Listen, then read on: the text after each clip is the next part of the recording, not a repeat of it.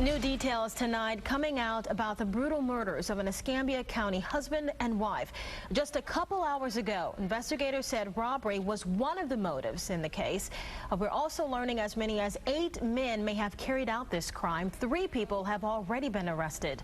Byrd and Melanie Billings, a couple who had 16 children, many of them adopted, were killed in their home last week. Right now, investigators are questioning 2 people they are calling persons of interest. Investigators released this video you're looking at right now of the Billings home today. It shows the 2 intruders entering the Billings home. We'll try and get to that video in just a moment. Meantime, Sheriff David Morgan has said the crime was well thought out and executed. It happened in the span of about 4 minutes.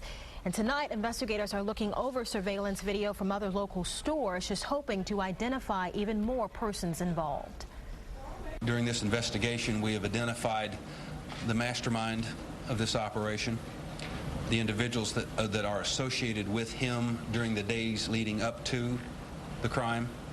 And so in canvassing our community and the surrounding communities, the other counties next to us, because we knew that they had purchased some of the clothing used in the commission of this crime, then our investigators began canvassing the area.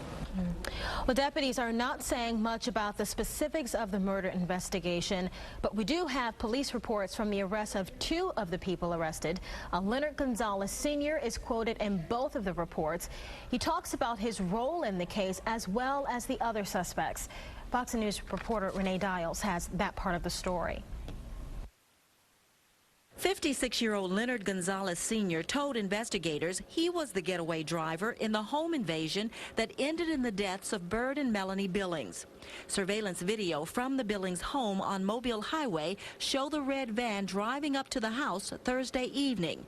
According to the report, Gonzalez stayed in the van, moving to the driver's seat as the rest of the suspects entered the residence and committed the robbery.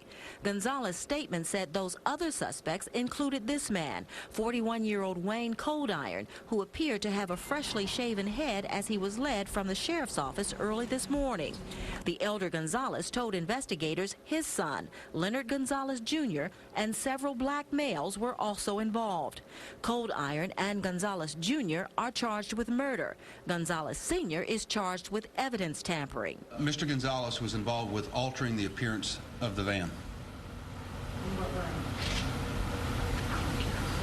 He was covering damage and painting the van.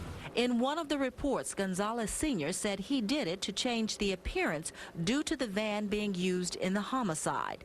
But neighbors, including Dave Barnes, had already seen the van more than a week earlier. I think it's the same van I'd seen there on several occasions in the past 2 weeks.